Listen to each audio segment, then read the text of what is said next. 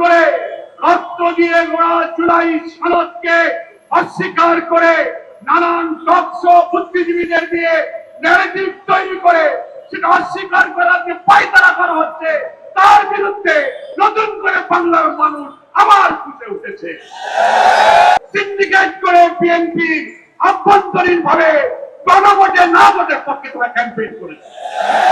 তা না হলে ধানের শীষের ভোট আর নায়ের ভোটের সঙ্গে এক হয় কি?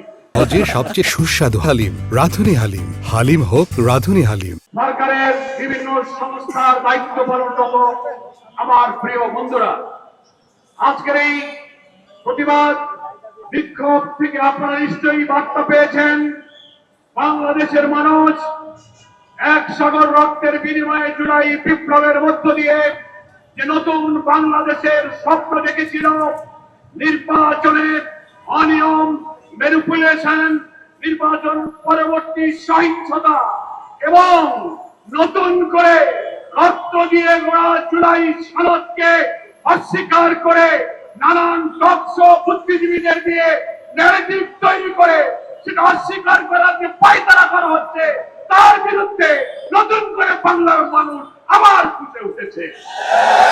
আমরা পরিষ্কার বার্তা দিতে চাই, নির্বাচনে যে অনিয়ম হয়েছে, ফলাফল তৈরিতে, ফলাফল ঘোষণায় প্রিজাইডিং পোলিংরা যখন ব্যালট গণনা করেছেন, সম্প্রচার হচ্ছে একেবারে ফলাফল, হঠাৎ সম্প্রচার বন্ধ করে কি রহস্যের জাল করে বিরোধী দলীয় অর্থাৎ 11 দলীয় ঐক্যের একের পর এক বিজয়ের বার্তাকে থামিয়ে দেওয়া হয়েছে।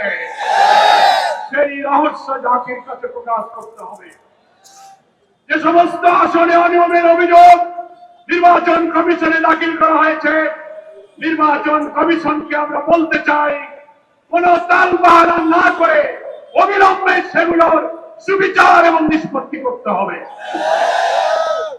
নির্বাচন পরবর্তী সহিংসতায় দেশের মানুষ বিস্মিত। আপনারা এইভাবে ম্যানিপুলেশন করে বিজয়ী হয়েও আপনারা জাতির পরে হামলে পড়েছেন, খুন, সন্ত্রাস, বাড়িঘরে অগ্নিসংযোগ, নির্দয়ভাবে পিটাচ্ছেন, মা-বোনদের ধর্ষণ করছেন।